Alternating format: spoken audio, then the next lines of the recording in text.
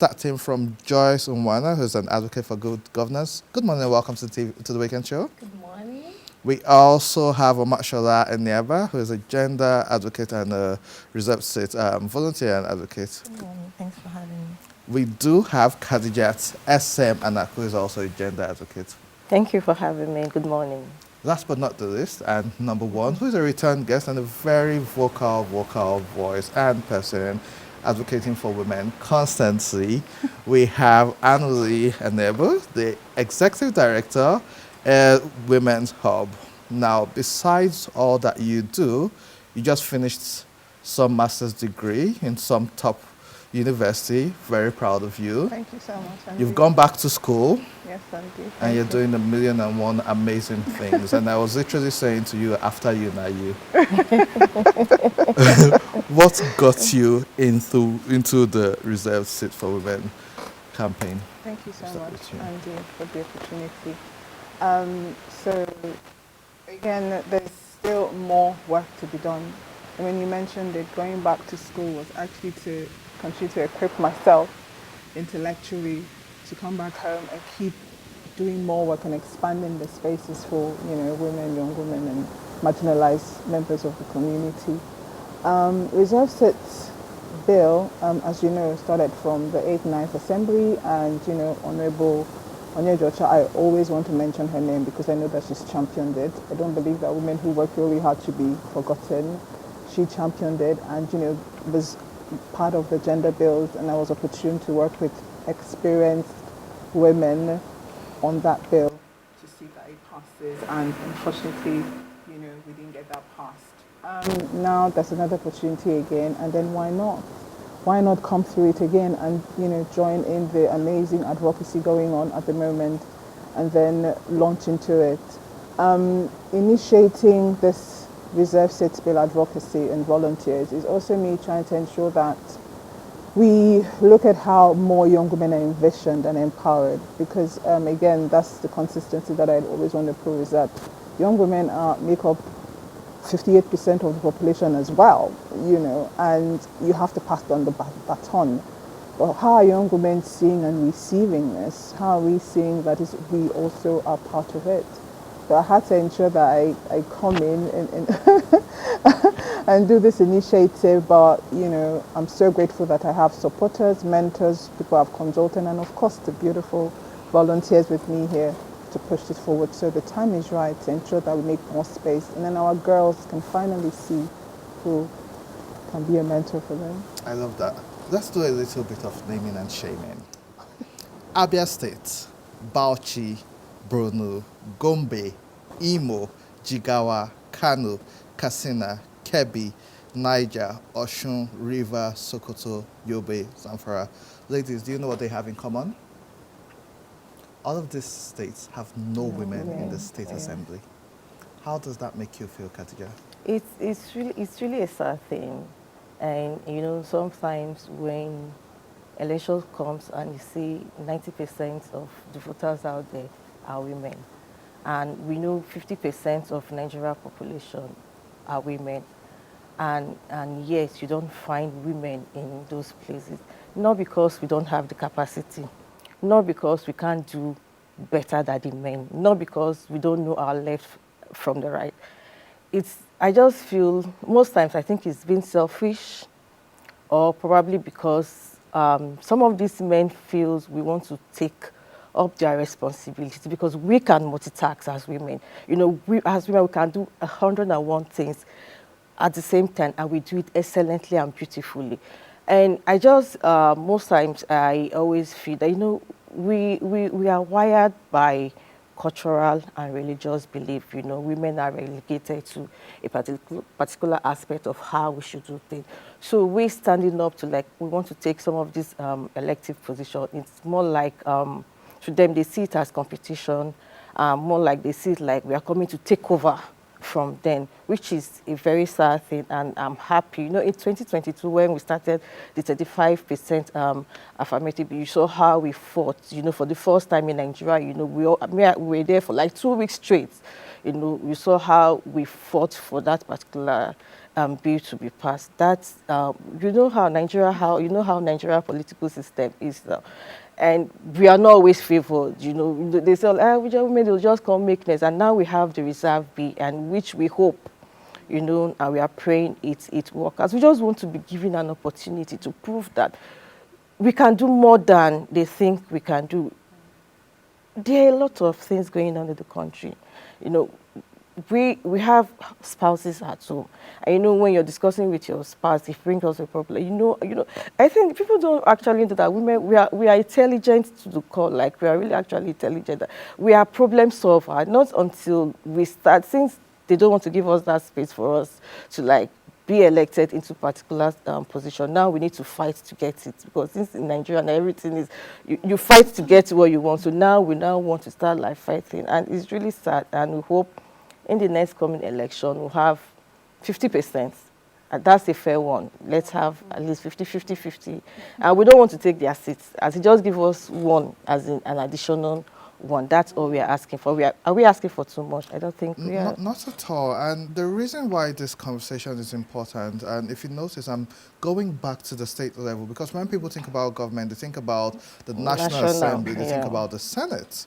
Now, for the states that actually have women in the state assemblies, Ekiti State has just 6. And all of them have a minimum of about 26 members. Kwara State, 5. Akwa Ibom, 4. Lagos, 3. Ondo 1, Adamawa 1, Taraba 1, Bayelsa 2, Delta 2, Cross River 1, Edo 1, Enugu 4, Anambra 1, Benue, that's pending, Kaduna 2. It's still largely disproportionate in a country where everybody's vote is meant to be equal. And I say this on this show that fundamental human rights and just human rights, it's not a privilege, it's a given. Right. Now, talking about women in positions, the Deputy Secretary General of the United Nations is a woman, a Nigerian woman. The head of the World Trade Organization is a Nigerian woman. If you want to talk about the most popular Nigerian author of our time, it's a woman. When I remember Nollywood, the first people I remember, Genevieve Naji, Omotola, Rita Dominic. Talking about Omotola, let's come to you, Mashallah. How does this make you feel? Thank you very much. So, for me, the reserve seat bill is just about one thing: fair representation. And like I always say, it's not charity. It's our right. Like you mentioned, the fundamental human rights, and also. It's not as if they are doing us a favor. All we ask for is just for us to have a representative on that table when matters when issues that matters to us have been discussed, issues like maternal health, gender issues, and all that. The men can't see it the way we see it. They can't see it the way we are saying it. So we need to be on that table and also have a fair share on what they are discussing, and also when things they discuss that matters more about us, we need to be on the table. And it's also not about tokenism, because that's what is going on, that you just want us to be there now, people should just sit down there, let's see you there. But still the mayor will still run the show on that, but no, we want to be represented on that seat. I agree with you, because what you've said is very honest, in the sense that sometimes we see the National Assembly have this conversation and outwardly they say we support this, they go back to vote and we see a different result. What's even worse is most of the women who have been pushing for this were not able to return to the Senate or to the House of Reps. And it makes me wonder, what exactly are we doing? Because especially as Khadija has said, and even you and over time, when you go to vote, the majority of the voters are women. Because the women will stay on the line. The men will remember they have businesses to run. They have other things. And so they'll just go for a bit and leave. And so if the people deciding who actually gets into power are women, they should be able to get that seat for women. And like you said, it's not tokenism. Some parties have said, let's give women the tickets so they don't have to pay for the ticket. But the primaries happen and then they just go, you know what, wait and whatnot. Joyce, however, there's some sensitization which needs to go on from the micro level, family, churches, society. What do you think that the society in general should do to advocate for this bill, just like you all are doing? Okay, thank you very much.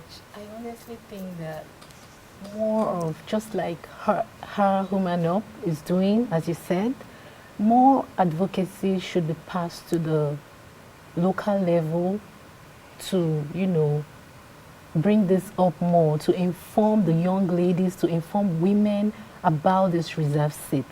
Because it is something that will benefit the governance, that will bring good governance, that will benefit the nation as a whole. You know, women, we are generally good administrators. We are good managers. All we say is that we should just be given a seat to be part of the laws that will be made in Nigeria. And you will see how the ripple effects will be in governance, like positive ripple effects. I took note of you mentioning great women, you know, in Nigeria, coming from a country that have women who represent outside. And our presentation in making law, our women being represented in making law is minute. 4%. That is saddening. So pushing more advocacy about this to educate young ladies, to educate women and the grassroots will really boost up this and give the right mindset. That is not, we are not coming to overtake men. We are not coming to, you know, we are not coming to compete. We need collaboration to make this country a better place. And it will work, trust me. The good thing about this bill is that it's not new. Rwanda's constitution says at least 30%, and they have actually over 40%. Yes. So the law says 30, And they have over well. 40%. Jordan, a country which you feel would have, because of religion, less women representation, they have reserved seats for women. Argentina, Mexico. I watched the president of Mexico the other day ringing the bell with an all-women military parade, and I was really impressed. I think I saw the President and Prime Minister of Barbados at the United Nations General Assembly yesterday with a very passionate speech, and I was like, these women are fearless, just like all of you here. The risks are more than the rewards. The meetings you have to go for, you go to have proper meetings, and the conversations they're having with you is totally different from what you are asking for. But we have seen that this works. And interestingly, and correct me if I'm wrong, I understand that this bill is even asking just for 4 election cycles. For 16 years. So we're not saying in perpetuity. After 4 election cycles, then there's a level playing field. Because what people don't understand is that elections require money. And most times you need to be in a position of power or privilege to have money to empower more people. And so influence too. And influence. So Annalie, back to you. This is a conversation you have always had. Speak more about why this is tokenism and the fact that I wonder why this should only be for like 4 election cycles. It's something we can have in perpetuity without it being reviewed a problem. It doesn't hurt, especially when you see. So women have lost a lot of years when it comes to meeting up with this benchmark. True. And so you can't even come and say, right, even if we say 50-50 today, there's still the backlog that women have to choose.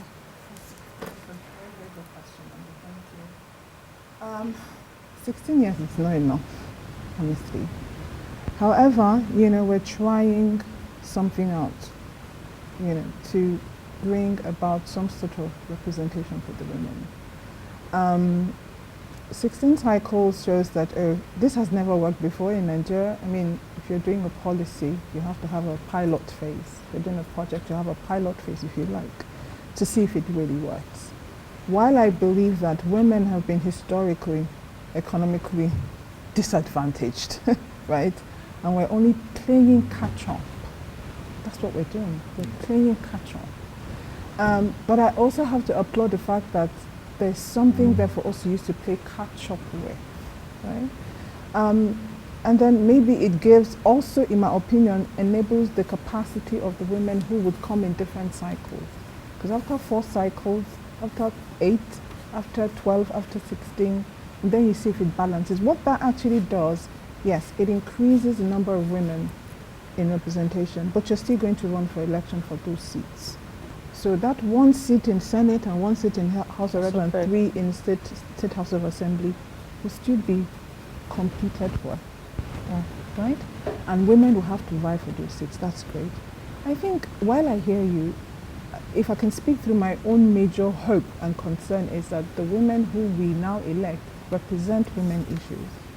That we are actually, the women come up and elect, and sometimes, you know, it's not tokenism to me, because I'm looking at the fact that a woman who is in there would do way more than necessary, would show more than her job role, her job entitlement is.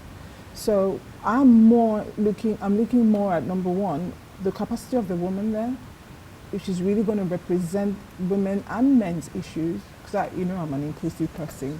Men and women, boys are always important to the conversation as well. How are we going to expand that conversation to how are you going to ensure that there's a baton passing that is not just you and you alone that is in that seat, that you're looking at sponsoring and mentoring other younger women to positions of authority and power. That's what I'm looking at as well, to ensure that it happens. Now, I don't have control over that. I can only speak to it like, you know. And then 3, that there are issues that we take on that centers us in a global stage of doing really well. Because if you also look at those reviews you spoke about, Rwanda and all of those amazing, say Uganda, South Africa, who have gotten this quota system in, they've really recorded high numbers of women representation through that system. But through the other route, right, is low. Yes. Right? So you really get more women coming into the positions of authority, coming to National Assembly through that quota system, but not through the regular route where you have to vie. But that's okay. But because when they come in, the committees that they hold, you know, the leadership positions that they're giving, the issues that matter. If I was speaking about media representation, them coming and being represented in media to say that and being accountable for what they're doing would change the narrative. Because Andy, let's be honest, this hasn't been done before. You now do it, we need to prove. You'd be like, oh, maybe some of the men don't have to prove. Okay, I get that argument. But we are here, well, I want to prove. I don't know. I want to prove, I want to be accountable to the position I'm given so that I give somebody else an opportunity to know that it is possible to be done. And I'm not here because somebody enabled me to be here. I'm here because the citizens that need to see that a woman can do it. And guess who else will be encouraged? Even the men and the boys. Perhaps seeing more women on TV or seeing me perform my roles or seeing us perform our roles would encourage the men and the boys to say, let me support my girlfriend, or let me support my wife, or let me, most importantly, support my daughters. I was also sharing as I closed that I researched on all of the women who are holding positions of authority today, both Dr. Ngozi, Dr. Obi, Madam Amina, and I realized that they had strong men in their family. Their fathers enabled them, and I wrote an article on it. Their fathers enabled them. Ibukun Awoshika, like all of them speak to their fathers, enabling them into positions of authority. So perhaps we can begin to change that narrative and mindset. And lastly, I wrote another article to appeal to the Deputy Speaker and the Speaker, Deputy Speaker, Right Honourable Benjamin Kalu, who is the sponsor of the bill, and the Speaker, Right Honourable Tajuddin Abbas. I wrote an article to position them as fathers as well. Because if these women were able to say that their fathers uplifted them and they're in the positions of leadership, perhaps they can do the same. So this is a bit dicey, and I haven't thought it through properly. So let's play this by the ear. We have a system where the Senate is now seen as a retirement ground for all tired politicians. All due respect, allegedly, like we're asked to say. But when, and by God's grace, and by the doings and hard work of everybody and the universe, this comes into being. We have a system where most former governors now have their sons in the House of Reps. Some former governors now have their wives in the House of Reps. The few of them.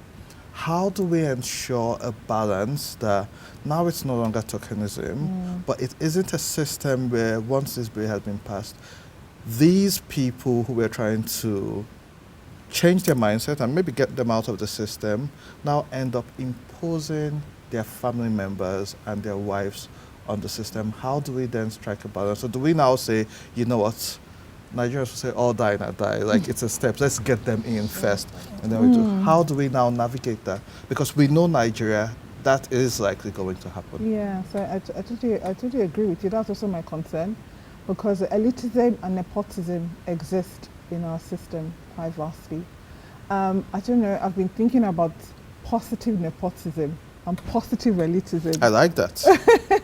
Where it is that you put somebody in position of authority, but the person is capable to do the job, not because you know them personally or you're trying to, repay somebody or reward somebody. That, I think, is important. Now, while largely we frown at nepotism, across the world that actually happens. Largely we frown at elitism across the world, it happens. What I do not understand is putting somebody in authority that cannot do the job. Because I think that if I see somebody who is a son or a daughter to somebody who was prominent in a particular position and the person is excelling, I may not have a lot of things to quarrel about, right?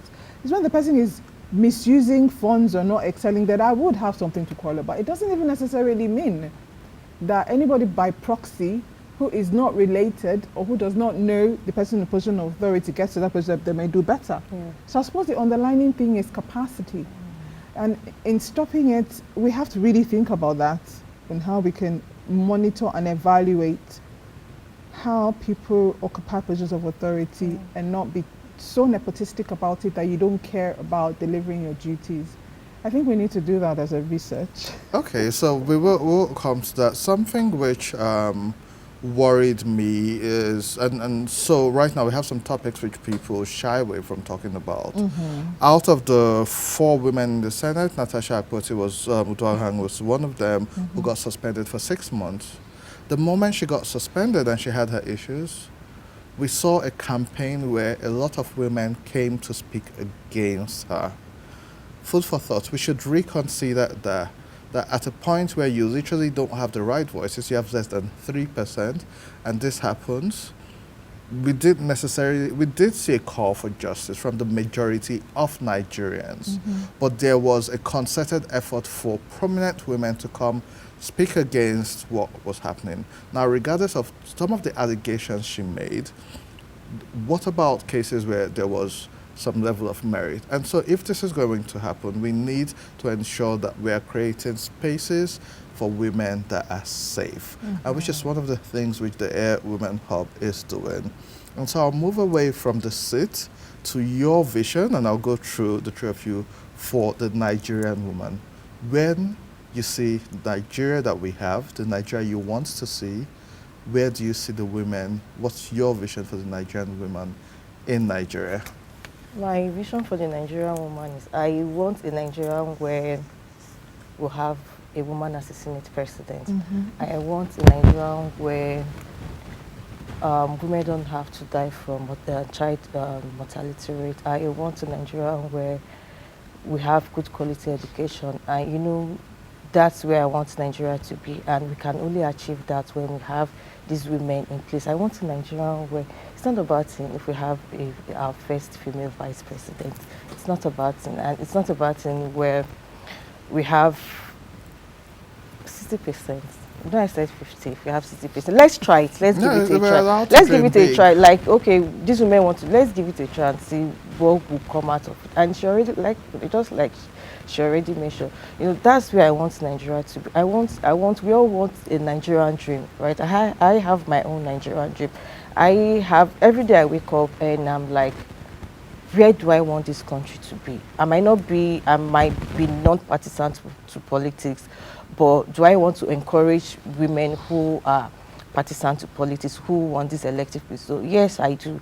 Do I want to see a woman there standing up and now we're all cheering like, that's one of us, that's one of us. I want that for myself. I want that butterfly that yes, she can do it. Yes, she can make us proud, So I want Nigeria where we'll have a woman as our first vice president without chaos. She will be elected and she will deliver. That's amazing. Amashola?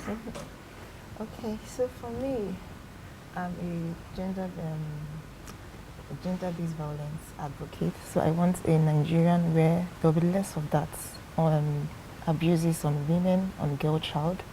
And also I want a Nigeria where women are fairly represented on the table.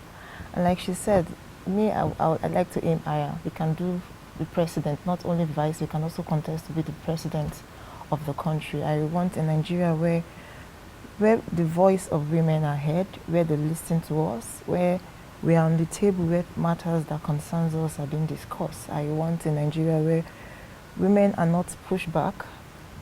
I want a Nigeria where the narrative of women ends in the kitchen. No, we are no more in the kitchen, we are now outside. We want to be heard, we want to be seen. So that's the Nigeria I envisage, and I hope we'll get there. And Joyce? Yeah, I've always loved to be in a position to answer this question, trust me. I'm an advocate for good governance. I've always wanted to see a space given to a woman where she's not being moved by or captured by a cultural barrier for her not to, explore, you get. I've always wanted to see a Nigeria where women have the liberty to choose what they really want to do. A place where, because let me go back to this a little bit. If men actually face half of what women face in order to get there, I don't think they will be in this position. Women face a whole lot of hurdles to get to bigger positions, and they strive through to get there. If we have a country, Nigeria, where women are given the liberty to do what they want to do, trust me, Nigeria will be a better place to be in. That's all I have to say. The reason why I did ask this question, and for those of you who know me, I'm very intentional with everything I say or do, is this is exactly what this bill represents. Women being able to say, I have a vision for Nigeria, and this is what I need to be heard. This is what I need to be done. Without asking you these questions, we sit here and assume you want a Nigeria that works, you want good education, you want fun. But each of you, and I didn't send any of these questions to any of you, have been able to express on your own individual path that this is what I want, this is what I want to see. And that's all that this bill represents, what you want for Nigeria and how it works in a way where it is your story, it is for your benefit. And one of the best stories which I tell everywhere I go to, is there's a community where some foreigners and an NGO came and sunk a borehole for them because they had problems with potable drinking water. And they sunk it right in the middle of town. And after 1 year, they came back to check if it's still working, are people using it? They found out it was the same way they left it. No one was using it. And they went to check, is it working? It was working. And so they went to ask the women, we got this for you because we found out you were walking all the way to the stream to fetch water. And the women said, we didn't ask you for this, that time we used to go to the stream is time we have to take away from our families, our kids, and just talk to ourselves and have conversations. And so no one asked them what they wanted. They gave them what they thought they wanted. And that's what you're all saying here today. And so I'm really proud of the work you're all doing. We have this platform for as many women and men to come talk about this. And thanks to AIT for also giving us the platform, because we are allowed to say what we want for the masses and for Nigeria. I'll let you close. You should speak to Nigerians, the public, the lawmakers and the government, how you want this to go. This reserves it for women. What's the plan? What do you want? Thank you so much, Andy. What we're asking for, like my team and I have said, is not much. It's just a little for you to see that we are more than able and capable. The reserve seats bill benefits all of us, benefits the men, benefits women, benefits boys and girls. It will enable all of us to use the potential and the capacity that we have as a nation. It will benefit all of us to be on the global stages. It will give investments into our country, Nigeria. It will ensure that our children look up and have something to be proud of for our country, Nigeria. This reserve seats bill, I urge you to sign it and pass it. I know it's going to go to House of Representatives in October, and then to the Senate, and then to His Excellency, the President Bola Ahmed Tinubu. You have the highest power and authority over this bill. All you have to say is sign it, and they will listen to you. And you know, sir, that once this is done, women will move this country to where it needs to be. I thank you in advance for doing that. Thank you very much, ladies. As I always say, that's a good place to leave it. When